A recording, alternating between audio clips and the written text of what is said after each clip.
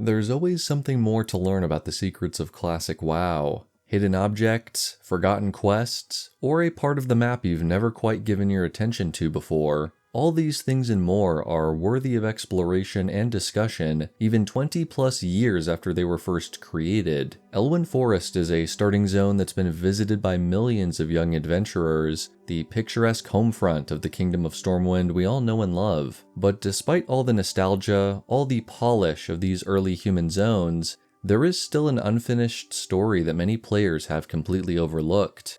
Today, we investigate the mystery of James Clark, a piece of lost history from the earliest days of Classic. As always, thank you for the fun comments and support, and with all that being said, let's get right into it. Our story begins at the East Vale logging camp, a frontier logging community where players approaching level 10 help take care of some local threats. Wolves, bears, murlocs. I'm pretty sure we all remember dealing with those murloc camps. As you progress through here, you'll get to know some of the locals, but there is one cabin on the western side you're never expected to visit. For those adventurous enough to look inside, you'll find a very curious NPC, James Clark, a level 12 bandit sporting a signature red bandana, the symbol of the Defias Brotherhood. He is neutral and won't attack unless provoked, and he doesn't drop any items, and he isn't directly linked to any quests currently in the game. Luckily, there are a few remnants pointing to a lost story that may have once existed here. The first clue is here in the cabin itself. On the table, you can open and read James's journal, which says the following. The pages of the journal seem to be filled with information about trades, buyers, and other miscellaneous business-related events. When I first read this, my mind immediately went to another notable member of the Defias here in Elwynn, Morgan the Collector, who is supervising the rampant gold theft from Stormwind's mines. This document could even tie further into Jared's Landing, and the even more sinister smuggling networks I've covered in some of my other videos. It seems like Clark may be another arm of this operation, a bookkeeper or facilitator of illicit trading. This is a good start, but there's an even more concrete example of Clark's criminal activity in this zone.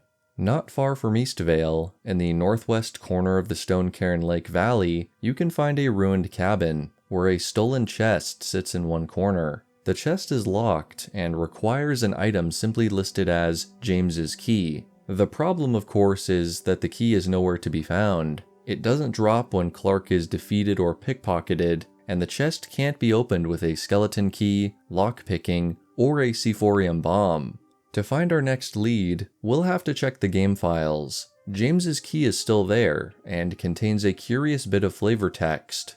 Opens the stolen chest from the Cathedral of Light. This introduces an interesting new element to the story. Did Clark steal something important from the cathedral in Stormwind? And if so, what? We may never know the answer, and checking the game files again reveals nothing inside the chest. The artifact was never added, or otherwise may have been permanently deleted from the game. Either way, this bit of flavor text helps us piece together a possible series of events. Clark may have pulled off his heist, stashed his treasure in the woods before retreating to East Vale, where he's now hiding out and preparing to conduct more illegal trades in the future. The final element to consider is how this quest, or series of quests, may have looked if it was fully implemented. On Wowhead and other forum sites, it seems the leading theory was that these scattered clues may have been part of the level 10 warrior quest here in Elwynn, but this was later changed to focus on the bandit named Deadtooth Jack in southern Elwynn.